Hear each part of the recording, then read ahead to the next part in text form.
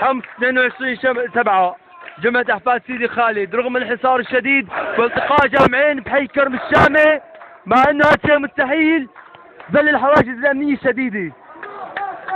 الله أكبر الله أكبر الله أكبر الله أكبر الله أكبر الله أكبر.